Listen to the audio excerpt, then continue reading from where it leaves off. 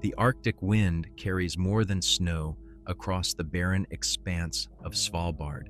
It carries the tension of two superpowers locked in a struggle that has transformed even the most remote corners of the Earth into potential battlegrounds. Here, 600 miles from the North Pole, where the sun has not risen above the horizon for 3 weeks and will not do so again until late January, NATO forces maintain their most northern outpost in a landscape that tests the limits of human endurance and military logistics. Operation Arctic Shield represents the alliance's response to increasingly aggressive Soviet naval activities in the Barents Sea and the establishment of new submarine bases along the Kola Peninsula.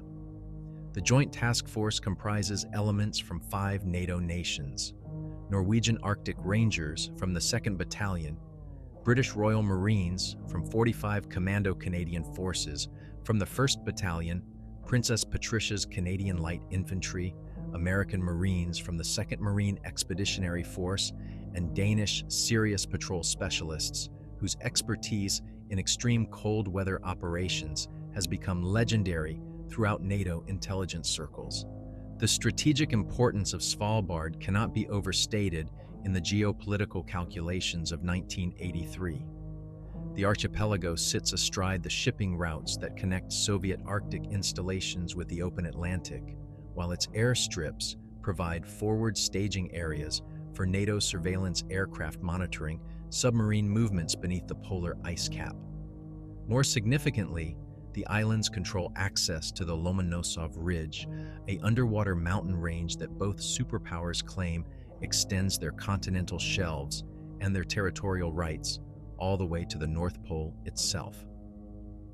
Colonel Magnus Eriksson, commanding the multinational force from his headquarters in the abandoned Soviet mining settlement of Pyramiden, reviews intelligence reports that paint an increasingly complex picture of Arctic militarization.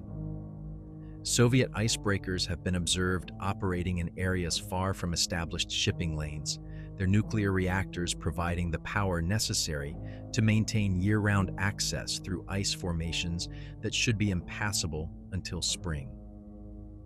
More troubling are the acoustic signatures detected by NATO submarine monitoring stations, sounds that suggest construction activities at depths and locations that challenge both engineering capabilities and international maritime law. The indigenous Sami communities, whose reindeer herds have migrated across these frozen wastes for thousands of years, speak of changes in the behavior patterns of Arctic wildlife that began appearing in the early months of 1983. Polar bears, normally solitary except during mating season, have been observed gathering in groups of unprecedented size, while Arctic foxes and wolves demonstrate coordination and intelligence that veteran hunters describe as unprecedented in their lifetimes of observing Arctic fauna. NATO's forward observation post Alpha 7, positioned on the ice shelf 12 miles northwest of Ny-Ålesund, maintains constant surveillance of Soviet activities using equipment that represents the cutting edge of cold weather military technology.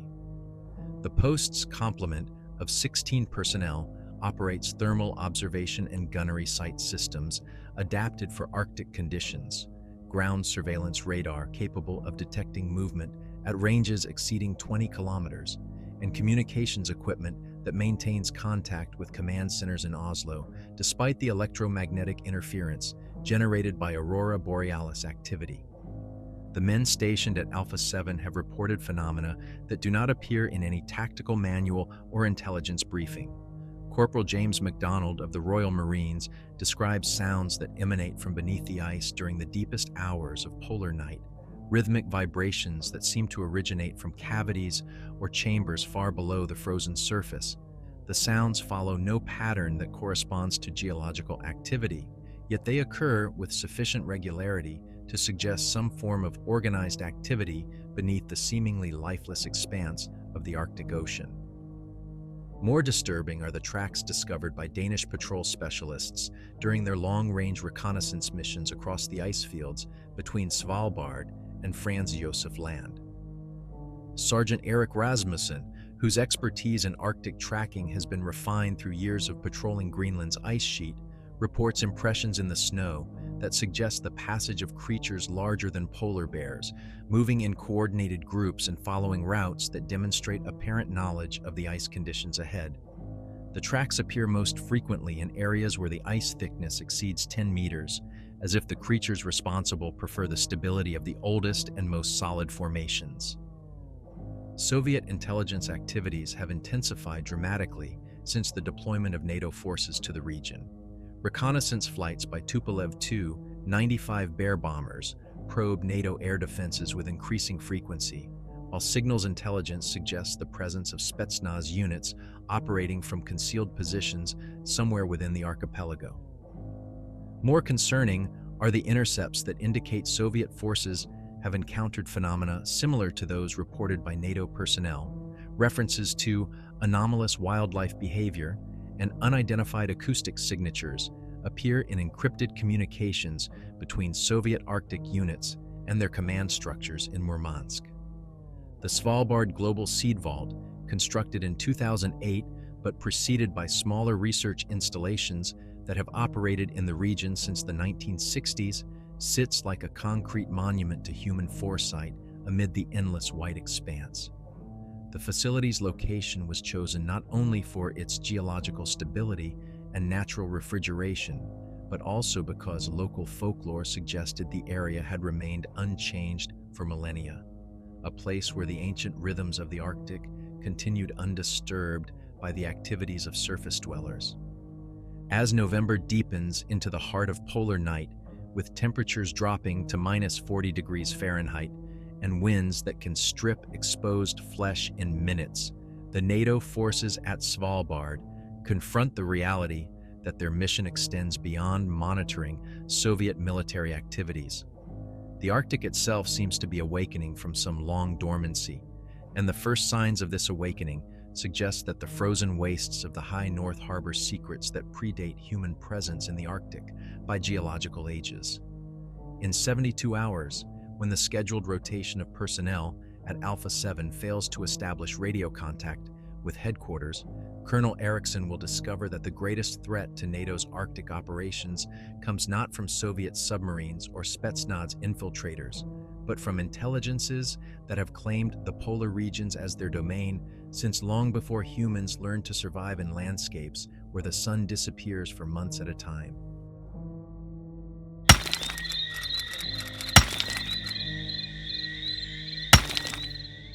The morning briefing unfolds in the converted mess hall of the abandoned Soviet mining settlement, where breath forms clouds in air that hovers just above freezing despite the constant operation of diesel heaters. Colonel Eriksson addresses his multinational command staff while outside the reinforced windows. The perpetual darkness of polar night presses against glass that has been specially treated to prevent shattering in the extreme cold. The briefing room's walls, still decorated with faded Soviet propaganda posters proclaiming the triumph of Arctic industrialization, provide an ironic backdrop for NATO's assessment of threats that transcend the ideological divisions of the Cold War. The loss of radio contact with observation post Alpha 7 occurred at precisely 21:47 hours the previous evening, during what should have been a routine status report. Communications Sergeant William Torres, monitoring the radio net from the base's communications bunker, describes the final transmission as normal until the last 30 seconds, when background static began incorporating what sounded like organic vocalizations, sounds that registered at frequencies below the normal range of human hearing, but somehow remained audible through the radio equipment. Major Sarah Bennett of the Canadian Forces presents the tactical situation with the precision that has made her one of NATO's most respected Arctic warfare specialists. Alpha 7's complement consists of 16 personnel from 4 different nations, equipped with cold weather gear rated for temperatures down to -60 degrees Fahrenheit, and supplied with 48 hours of emergency rations, medical supplies, and ammunition for their standard-issue weapons: M16A1 rifles, FNMAG machine guns, and Carl Gustav recoilless rifles, capable of penetrating Soviet armored vehicles at ranges exceeding 400 meters. The observation post itself represents a marvel of Arctic engineering, constructed from prefabricated modules that can be assembled in extreme conditions and insulated with materials that maintain internal temperatures above freezing even when external conditions drop below -50 degrees.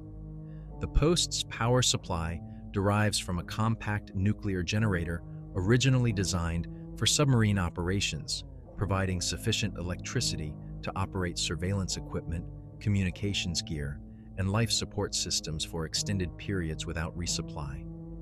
Captain Hans Olsen of the Norwegian Arctic Rangers, whose knowledge of Svalbard terrain exceeds that of any other NATO officer in the region, reviews the planned rescue operation with the methodical care that Arctic survival demands. The route to Alpha 7 crosses 12 miles of ice sheet that varies in thickness from less than 3 meters to over 15 meters, with pressure ridges and crevasses that can shift position overnight as wind and current reshape the frozen landscape. Travel will be conducted using Bandvang 206 tracked vehicles specifically designed for Arctic operations and equipped with heating systems that prevent personnel from developing hypothermia during extended exposure. Intelligence updates from Norwegian coastal radar stations indicate increased Soviet naval activity in the Barents Sea, with at least 3 nuclear submarines operating beneath the ice pack and surface vessels maintaining positions that suggest preparation for extended Arctic operations. More concerning are the intercepts of Soviet communications that reference biological anomalies and unprecedented wildlife aggregation in areas that correspond precisely with NATO reports of unusual animal behavior. The meteorological forecast predicts worsening conditions over the next 72 hours, with wind speeds increasing to over 40 knots and temperatures dropping to levels that will challenge even the most advanced cold weather equipment. Visibility during the brief twilight periods that pass for daylight will be reduced to less than 50 meters, while the aurora borealis activity has been exceptionally intense, creating electromagnetic interference that affects radio communications and electronic navigation systems. Lieutenant David Kowalski, the base's intelligence officer, presents classified satellite imagery that reveals anomalous thermal signatures in the vicinity of Alpha 7. The infrared photographs show heat sources that appear to be moving beneath the ice sheet in patterns too organized to be natural geological phenomena. The heat signatures suggest the presence of large objects or creatures that generate body temperatures significantly above the ambient Arctic environment, yet they display coordination and movement patterns that challenge existing understanding of Arctic wildlife behavior. The rescue operation will be conducted by a composite team of 36 personnel drawn from each of the NATO contingents, with Norwegian Arctic Rangers providing navigation expertise, Royal Marines supplying assault capabilities, Canadian Forces contributing cold weather medical specialists, American Marines providing heavy weapons support, and Danish Sirius patrol specialists serving as advanced scouts. The team will be equipped with experimental Arctic warfare gear that includes thermal imaging systems, ground-penetrating radar capable of detecting objects beneath ice formations, and prototype cold weather communication equipment designed to function despite electromagnetic interference. Captain Michael Rodriguez of the American Marines reviews the rules of engagement with particular attention to protocols that address encounters with unidentified personnel or equipment. The standing orders authorize defensive action against any threat to NATO personnel, but they also include classified addenda that reference non-standard biological contacts and anomalous Arctic fauna in language that suggests previous encounters with phenomena similar to those currently affecting Arctic operations. The briefing concludes with a review of contingency procedures that extend beyond standard military protocols to include scenarios that address the complete loss of communication with the outside world. The plans acknowledge that Arctic conditions can isolate units for extended periods, but they also include provisions for dealing with threats that do not appear in conventional tactical manuals, threats that require weapons and tactics specifically adapted to combat in environments where the normal rules of warfare may not apply. As the rescue team conducts final equipment checks and prepares for deployment into the Arctic darkness, Colonel Erickson confronts the reality that his mission has evolved beyond the strategic objectives outlined by NATO command. The loss of Alpha 7 represents more than a tactical setback or equipment failure. It marks the beginning of a confrontation with forces that have claimed the Arctic as their domain since long before human civilization ventured into the frozen wilderness of the polar regions.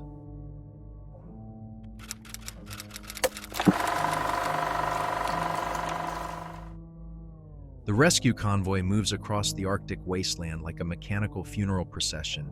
3 Bonvong 206 tracked vehicles maintaining precise formation despite visibility that barely extends beyond their headlights. The aurora borealis dances overhead in sheets of green and purple that provide the only illumination in a landscape where the concept of day and night has lost all meaning. Inside the lead vehicle, Major Bennett monitors radio communications that grow increasingly distorted as the convoy moves farther from base, the electromagnetic interference creating patterns of static that seem almost conversational in their rhythm and complexity. Sergeant First Class Thomas Larson of the Norwegian Arctic Rangers, serving as lead navigator, reports ice conditions that deviate significantly from established charts and recent reconnaissance data. The surface that should be relatively smooth shows evidence of upheaval that suggests movement from beneath, pressure ridges that have appeared overnight, and crevasse systems that follow geometric patterns too regular to be natural phenomena. His GPS readings show positional errors that increase in magnitude as the convoy approaches the coordinates of Alpha 7, as if some form of localized interference were affecting satellite navigation systems. The convoy's first direct encounter with anomalous phenomena occurs at 15:23 hours, when thermal imaging systems detect heat signatures moving parallel to their route at distances ranging from 200 to 800 meters. Corporal Janet Morrison of the Royal Marines, operating the advanced thermal observation equipment in the second vehicle, describes contacts that appear to be following the convoy while maintaining perfect concealment in the broken ice formations that dominate the terrain. The signatures suggest creatures of substantial size moving in coordinated groups, their body temperatures registering approximately 15 degrees above the ambient Arctic environment. The ice itself begins to exhibit characteristics that challenge the team's understanding of Arctic conditions. Staff Sergeant Michael Chen of the American Marines, responsible for route reconnaissance using ground-penetrating radar, detects cavities and chambers beneath the surface that extend to depths exceeding 50 meters. The spaces appear to be connected by tunnel systems that follow the convoy's route with unsettling precision, as if the underground network were designed to monitor surface movement across this particular region of the ice sheet. Communications with Pyramiden Base become increasingly unreliable as the convoy progresses, with radio transmissions incorporating subsonic frequencies that seem to originate from the ice itself rather than atmospheric interference. Communications Specialist Corporal Maria Santos reports that the interference follows patterns consistent with biological communication systems, but the complexity of the signals suggests intelligence far beyond anything documented in Arctic wildlife studies. More disturbing is the apparent response element. When the convoy transmits position reports, the subsonic interference increases in intensity and organization, as if something beneath the ice were actively listening and responding to human communications. The first physical evidence of the entities appears at 16:47 hours, when the convoy encounters tracks that dwarf anything previously documented in Arctic wildlife research. Sergeant Erik Rasmussen of the Danish Sirius Patrol, whose expertise in tracking Arctic fauna encompasses decades of experience, examines impressions in the snow that suggest the passage of creatures measuring over 4 meters in length and weighing several tons. The tracks show evidence of intelligence in their placement. They avoid areas where the ice is thin and follow routes that optimize travel efficiency across the varied terrain. Most unsettling are the behavioral patterns suggested by the track evidence. The creatures appear to travel in groups of varying size, with smaller individuals positioned as scouts, while larger specimens maintain positions that provide optimal oversight of the surrounding area. The formations demonstrate tactical awareness and coordination that exceeds anything observed in known Arctic predators, suggesting social organization and communication capabilities that approach the complexity of human military units. Weather conditions deteriorate rapidly as the convoy approaches the final kilometers to Alpha 7, with wind speeds increasing beyond the capacity of standard Arctic survival gear and temperatures dropping to levels that challenge the operational parameters of mechanical equipment.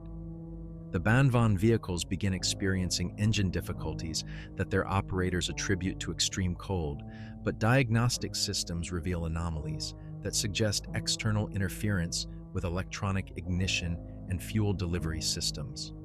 The aurora activity intensifies dramatically, creating electromagnetic fields that overwhelm radio communications and render electronic navigation systems unreliable.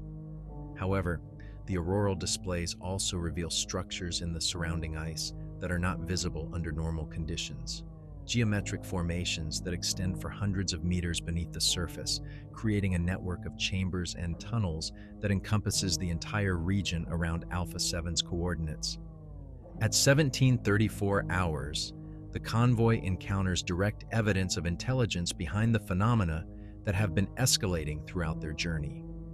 The ice ahead shows signs of deliberate modification, surfaces that have been smoothed to create pathways, barriers constructed from ice blocks arranged in defensive positions, and marker systems that appear to delineate territorial boundaries. The modifications demonstrate engineering capabilities and organizational skills that exceed anything attributed to Arctic wildlife, yet they show adaptation to environmental conditions that no human society has ever mastered. The final approach to Alpha 7's position reveals that the observation post has been completely encased in ice formations that could not have occurred through natural processes.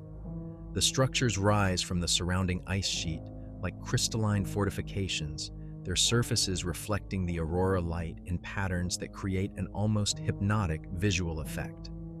Within these formations, thermal imaging detects heat signatures that suggest the presence of personnel, but the biological readings indicate life signs that deviate significantly from normal human parameters. As the convoy establishes a defensive perimeter 1 kilometer from the transformed observation post, the rescue team confronts the reality that their mission has evolved far beyond a simple personnel recovery operation. The entities responsible for Alpha 7's disappearance possess capabilities that challenge fundamental assumptions about life in Arctic environments, and their apparent territorial behavior suggests that the NATO presence in Svalbard has triggered a response from intelligences that consider the polar regions their exclusive domain.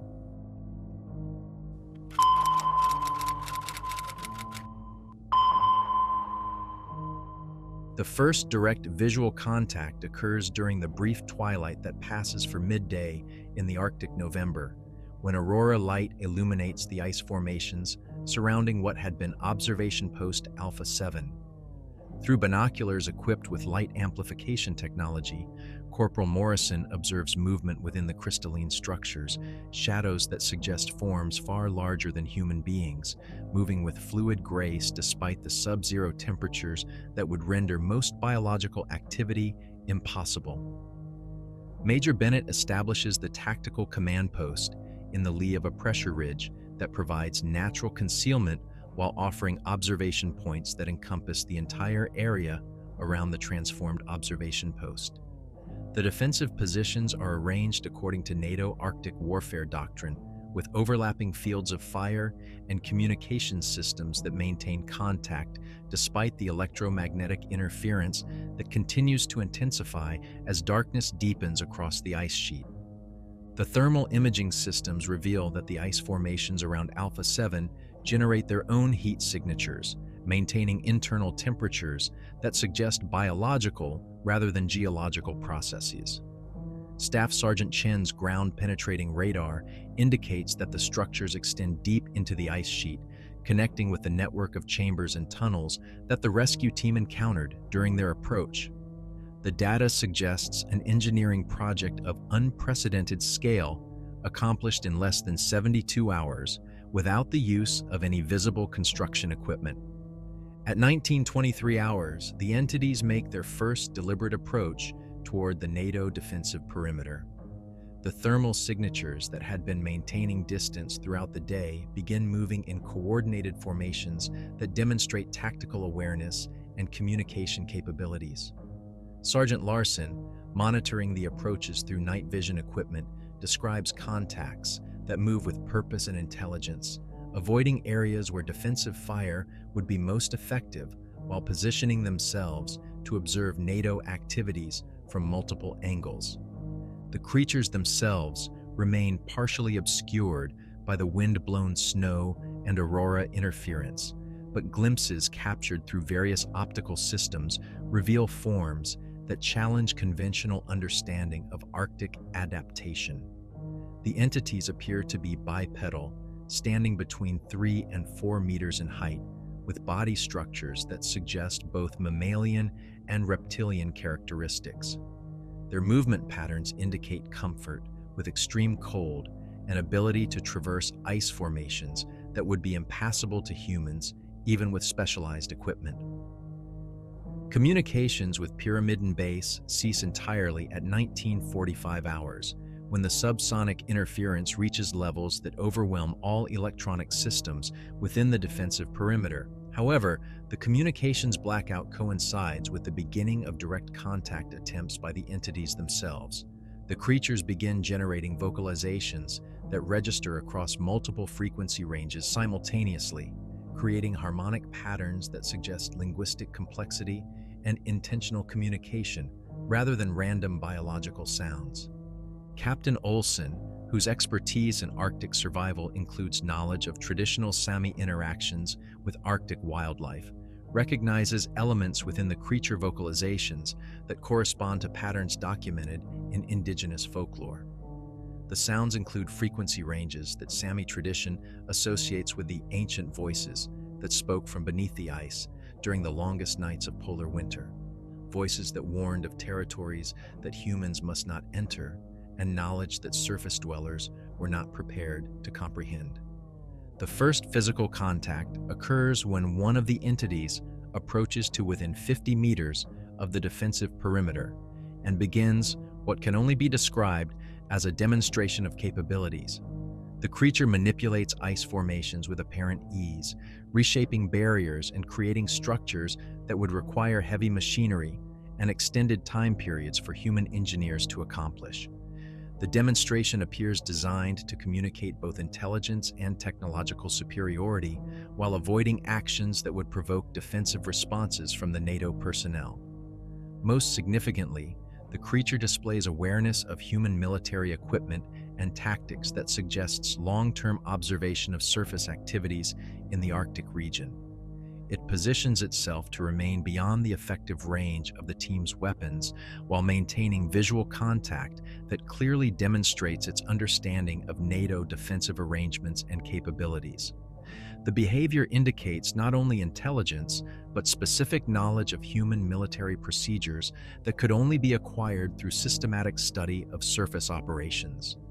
The entity's response to the NATO presence becomes increasingly organized as the evening progresses, with larger groups taking positions that effectively surround the defensive perimeter while maintaining distances that avoid triggering defensive protocols.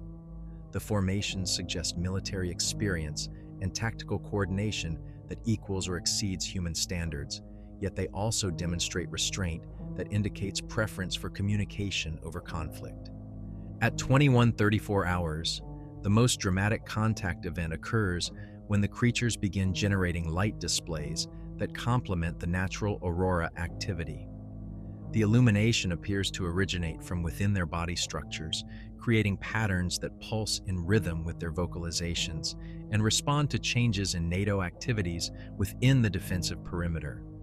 The light displays demonstrate control over electromagnetic forces that allows the entities to create aurora-like effects at ground level, a capability that suggests mastery of physical principles that human science has not yet discovered. The climax of the initial contact phase arrives when the entities succeed in establishing communication with the NATO personnel through direct neural interface rather than conventional acoustic methods. Personnel throughout the defensive perimeter simultaneously experience shared visions that convey concepts and information without the use of human language.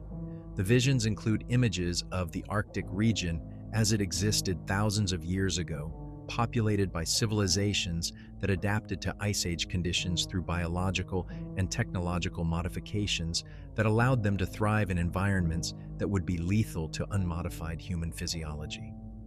The neural communication reveals that the entities are not invaders, but indigenous inhabitants of the Arctic regions who have maintained their civilization in underground installations throughout the geological periods that saw the rise and fall of human societies. Their emergence in response to NATO activities represents not aggression, but concern over surface military operations that threaten the stability of ecosystems that have been carefully maintained for millennia. As the initial contact phase concludes, the rescue team confronts the realization that their mission parameters have fundamentally changed.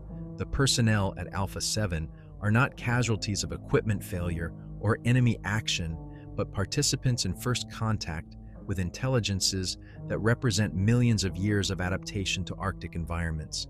The entities demonstrate both the capability and the restraint necessary for meaningful dialogue, but they also make clear that continued human military activities in their territorial waters will require negotiations that transcend the authority levels of field commanders and national governments.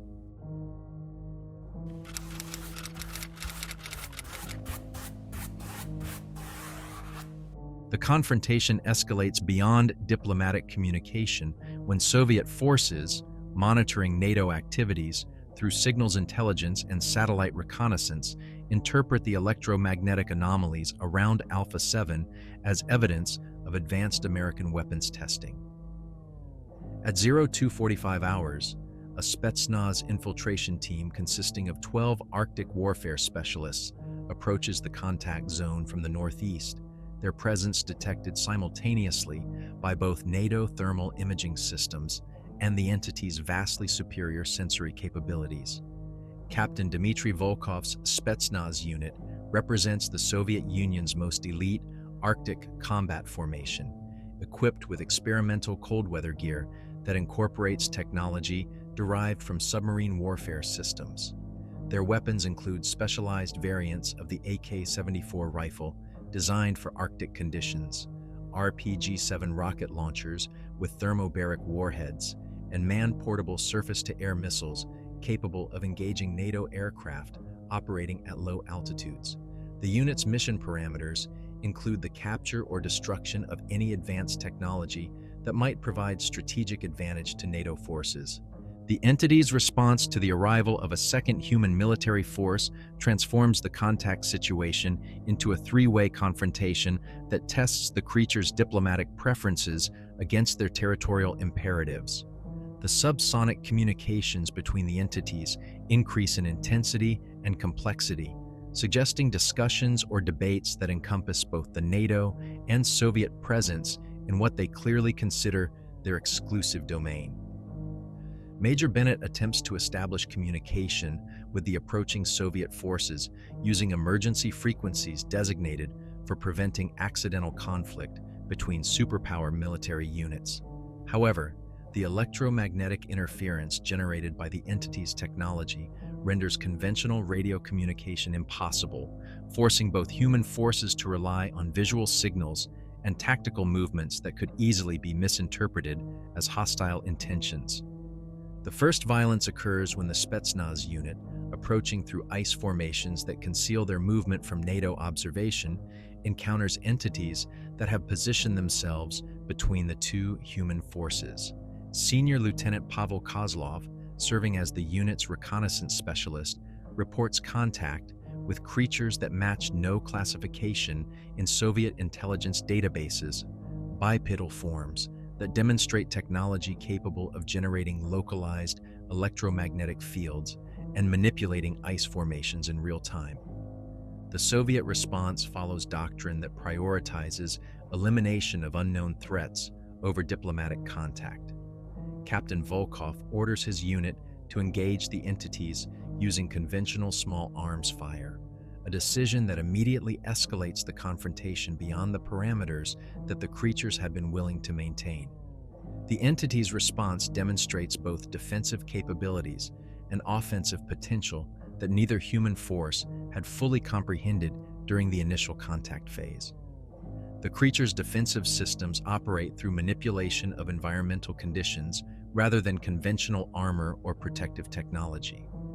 When Soviet weapons fire reaches their positions, the entities generate localized weather phenomena that deflect projectiles and create visibility conditions that render accurate targeting impossible. Snow and ice formations reshape themselves into barriers that provide protection while channeling return fire away from the creature's positions. The offensive capabilities revealed during the Soviet attack demonstrate mastery of Arctic warfare that exceeds human expertise by orders of magnitude. The entities coordinate attacks that utilize the ice sheet itself as a weapon, creating pressure ridges and crevasse systems that isolate Soviet personnel and channel their movements into predetermined positions. The attacks occur through environmental manipulation rather than direct violence, but their effectiveness in neutralizing military threats becomes immediately apparent. NATO forces find themselves in the impossible position of maintaining neutrality between Soviet military units and entities that have demonstrated both intelligence and defensive capabilities. Major Bennett's attempts to establish a ceasefire through visual signals fail when the Spetsnaz unit interprets NATO restraint as evidence of coordination with unknown hostile forces. The tactical situation deteriorates rapidly as both human forces begin maneuvering for advantageous positions, while the entities respond to the violence with escalating demonstrations of their environmental control capabilities. The climax of the confrontation occurs when the entities reveal the extent of their underground civilization by opening access points throughout the ice sheet that had been invisible until activated. Structures rise from beneath the surface that dwarf the ice formations around Alpha 7, creating a complex of installations that spans several square kilometers and demonstrates architectural principles adapted to Arctic conditions over geological time periods. The underground installations disgorge additional entities in numbers that transform the tactical balance from a limited contact scenario into a potential military disaster for both human forces. The creatures that emerge from the deep installations demonstrate variations in size and capability that suggest specialized roles within their civilization: communication specialists, environmental engineers, and what can only be described as military formations adapted for combat in conditions that would be lethal to humans. The most dramatic revelation occurs when the entities demonstrate their ability to communicate directly with the missing NATO personnel from Alpha 7, who emerge from the underground installations in a state that suggests integration rather than captivity. The personnel appear physically unharmed, but exhibit enhanced cold weather tolerance and sensory capabilities that indicate biological modification or technological augmentation that allows them to function in Arctic conditions without conventional protective equipment. The Soviet forces, confronted with evidence of technology that exceeds both NATO and Warsaw Pact capabilities, attempt to withdraw while gathering intelligence that can be transmitted to command authorities in Moscow. However, the entities demonstrate that their territorial control extends far beyond the immediate contact zone by generating weather conditions that prevent movement across the ice sheet. Both NATO and Soviet forces find themselves effectively trapped in a region that the creatures can manipulate according to their strategic requirements. The confrontation peak arrives when the entities make clear through neural communication that they will not permit either superpower to maintain permanent military installations in Arctic regions that they consider essential to the stability of global climate systems. The creatures reveal that their civilization has been monitoring and subtly influencing Earth's ice age cycles for millions of years, maintaining planetary temperature balance through technologies that operate on timescales that dwarf human historical experience. As the immediate military crisis intensifies, both NATO and Soviet personnel confront the reality that their Cold War confrontation has stumbled into contact with intelligences that view human geopolitical concerns as minor perturbations in planetary processes that they have been managing since before human civilization emerged from the African continent.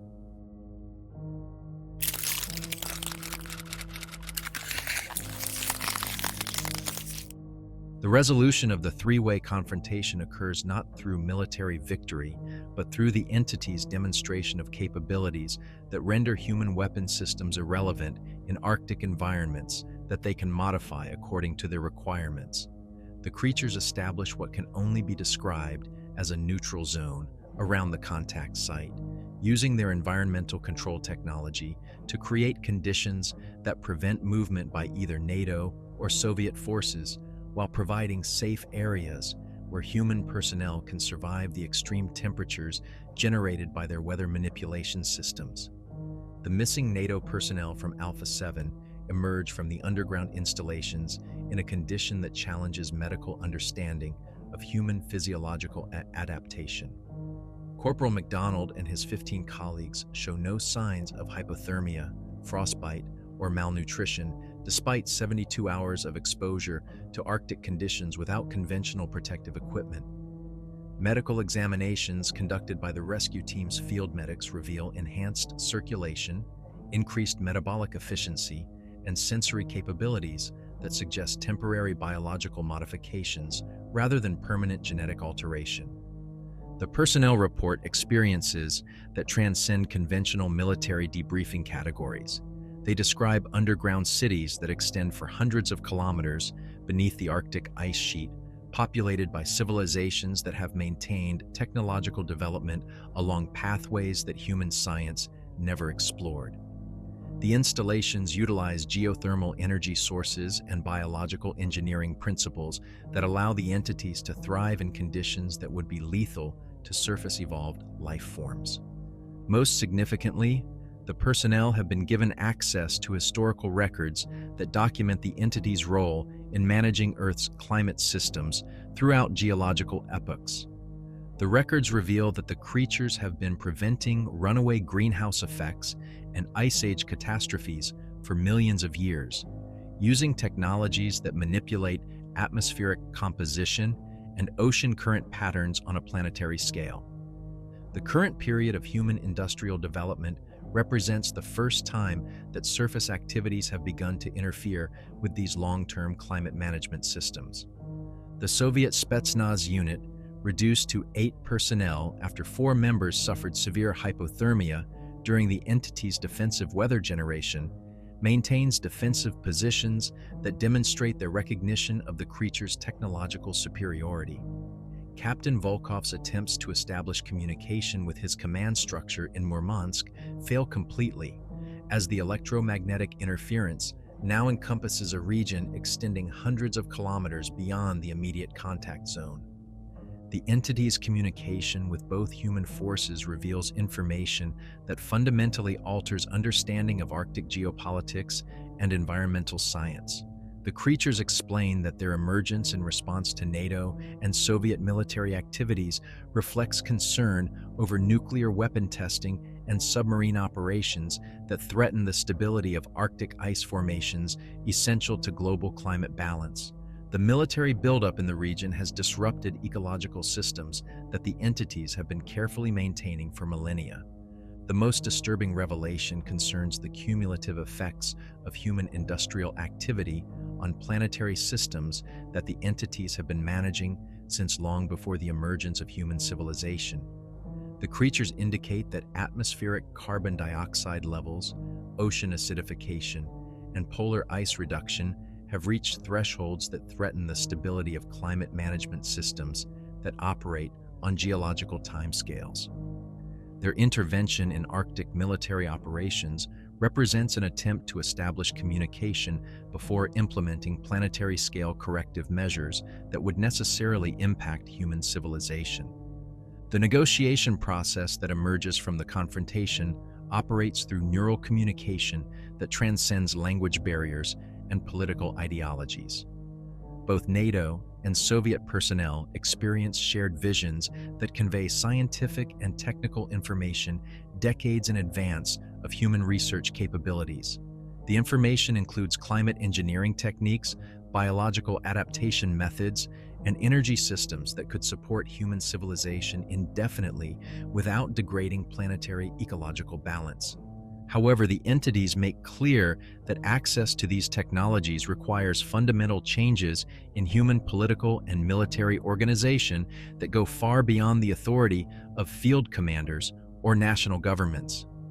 The creatures demand the immediate cessation of nuclear weapons testing in Arctic regions, the withdrawal of submarine operations from areas they consider essential to climate stability, and the establishment of international protocols that recognize their territorial rights and environmental management responsibilities. The practical implications of these demands become apparent as both military forces confront the reality that their governments lack the authority to negotiate agreements that transcend national sovereignty and military alliance obligations. The entities demonstrate patience with human political limitations, but they also make clear that their climate management responsibilities cannot be delayed indefinitely to accommodate surface political processes. The immediate aftermath of the confrontation involves the establishment of communication protocols that allow ongoing dialogue between the entities and surface governments while maintaining the security classifications necessary to prevent public panic over contact with intelligences that possess capabilities far exceeding human technology. The creatures agree to temporary arrangements that permit the gradual withdrawal of military forces from sensitive Arctic regions while negotiations proceed through channels that involve the highest levels of both NATO and Soviet command structures. The transformation of Alpha 7 into a permanent contact facility occurs through collaboration between human engineering capabilities and entity environmental control technology. The installation becomes a unique hybrid of surface military architecture and underground biological systems that can support extended human presence in Arctic conditions while providing access to the entity's vast underground civilization. The personnel who experience direct contact with the creatures undergo extended debriefing and medical monitoring that reveals ongoing changes in their physiological and neurological capabilities. The modifications appear to be temporary adaptations that enhance survival in Arctic conditions while providing limited access to the entity's advanced sensory and communication systems. However, the changes also create security concerns that require careful management to prevent unauthorized disclosure of classified information. As the immediate crisis transitions into long-term diplomatic contact, both NATO and Soviet forces confront the reality that their Arctic military operations have initiated first contact with intelligences that view human civilization as a recently emerged species that requires guidance to avoid environmental catastrophes that would threaten planetary stability.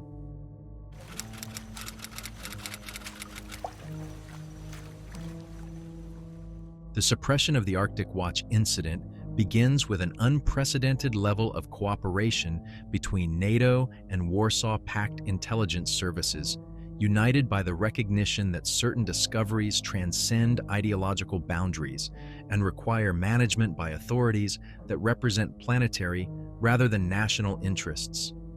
In secure facilities beneath Thule Air Base, officials from both superpowers review evidence and testimony that collectively document humanity's first verified contact with indigenous terrestrial intelligences whose capabilities exceed human technology by millions of years of evolutionary development. General William Hayes of the United States Air Force and Colonel Viktor Petrov of the Soviet Strategic Rocket Forces jointly chair classification sessions that operate under protocols that have never been applied to terrestrial phenomena. The Arctic Watch materials receive designations that exceed those applied to nuclear weapons development, with access restricted to individuals whose security clearances encompass responsibilities for planetary security rather than conventional national defense concerns. The personnel who experience direct contact with the entities undergo debriefing processes that extend over weeks, conducted by teams that include xenobiologists, climatologists, and consciousness researchers whose expertise has been developed through decades of classified research into phenomena that officially do not exist. Dr. Margaret Chin, the lead neurologist studying the enhanced capabilities displayed by Alpha 7 personnel, documents cognitive modifications that suggest exposure to information processing systems that operate through quantum mechanical principles rather than conventional neurochemistry. The most sensitive aspect of the suppression involves managing the environmental changes that the entities have implemented throughout Arctic regions, where human military activities have been deemed incompatible with climate stability requirements. Satellite imagery reveals modifications to ice formations, ocean current patterns, and atmospheric circulation systems that represent planetary engineering on a scale that human technology cannot achieve. The changes are subtle enough to avoid detection by civilian scientific institutions, but they demonstrate ongoing intervention in Earth's climate systems by intelligences that possess capabilities exceeding human understanding. The Sami people of northern Scandinavia, whose oral traditions have preserved knowledge of Arctic phenomena that predate written history, suddenly acquire new significance as repositories of information essential to understanding the entities and their relationship with surface civilizations. Elder Niels Sambi, interviewed by anthropologists operating under joint NATO-Soviet research protocols, describes traditions that speak of the Jetanas, the ancient guardians who withdrew beneath the ice when human populations began disrupting the natural balance of Arctic ecosystems. According to Sami cosmology, the Jetanas possess responsibility for maintaining the balance between ice and fire that determines whether the world experiences periods of growth or periods of cleansing. The traditions describe previous contacts between surface peoples and the guardians during climate transition periods, when human activities threatened to destabilize natural cycles that the ancient ones had been maintaining since the time when the world was young. The suppression extends beyond military channels into the international scientific community, where researchers studying Arctic climate patterns find their work classified under environmental security protocols that prevent publication of data suggesting artificial modification of natural systems. Dr. Sarah Mitchell's glaciological research documenting anomalous ice formation patterns in the Svalbard region disappears into archives that will remain sealed until atmospheric carbon dioxide levels return to pre-industrial concentrations. The long-term monitoring systems established at the Alpha 7 site operate under the cover of joint NATO-Soviet Arctic research programs that officially focus on climate science and wildlife management. The installations utilize hybrid technology that combines human engineering with biological systems provided by the entities, creating monitoring capabilities that extend throughout Arctic regions, where the creatures maintain active climate management operations. Intelligence services from both superpowers establish joint protocols for managing similar contact events that occur with increasing frequency as military activities in polar regions trigger responses from entity installations that span the global Arctic ecosystem. Each incident follows patterns established during the Arctic Watch encounter: initial contact attempts, demonstration of overwhelming technological capabilities, and negotiated agreements that require the withdrawal of human military operations from sensitive climate management zones. The classification of Arctic Watch incident reports creates a new category of information that transcends national security concerns and addresses planetary security requirements that encompass geological timescales. The documents become the foundation for research programs that operate through international cooperation unprecedented in human history, as both superpowers recognize that contact with the entities provides access to knowledge essential for human survival during the climate changes that will inevitably result from industrial development. The most profound long-term consequence of the Arctic Watch suppression involves the establishment of unofficial diplomatic channels between human governments and entity representatives who maintain permanent installations disguised as Arctic research stations throughout polar regions. The communication protocols developed during the initial contact provide the framework for ongoing negotiations that address human industrial activities, military operations, and environmental policies that affect planetary climate systems managed by the entities for millions of years. The entities themselves demonstrate remarkable patience with human political limitations and technological constraints, but they also make clear that their climate management responsibilities cannot accommodate indefinite delays in implementing changes necessary to prevent planetary ecological collapse. The suppressed files document an ongoing dialogue between human civilization and intelligences that view environmental stability as more fundamental than political sovereignty or military security. The legacy of Operation Arctic Watch extends far beyond its immediate military implications to encompass humanity's first recognition that Earth harbors indigenous intelligences whose capabilities and responsibilities encompass planetary systems that human science has barely begun to understand. The suppression preserves public stability while establishing foundations for cooperation between surface civilizations and deep Arctic cultures that have been managing Earth's climate since before human ancestors developed the cognitive capabilities necessary for technological civilization. The classified archives that accumulate in the decades following Arctic Watch document an evolving relationship between humanity and entities whose patient wisdom encompasses geological epochs and whose technology operates through biological principles that represent millions of years of adaptation to environments that human physiology cannot survive without extensive technological support. The true significance of the Arctic Watch encounter lies not in its revelation of advanced technology, but in its demonstration that human civilization exists within planetary systems managed by intelligences that have been waiting with infinite patience for surface species to develop the wisdom necessary to participate in ecological stewardship that operates on the timescales of planetary evolution itself.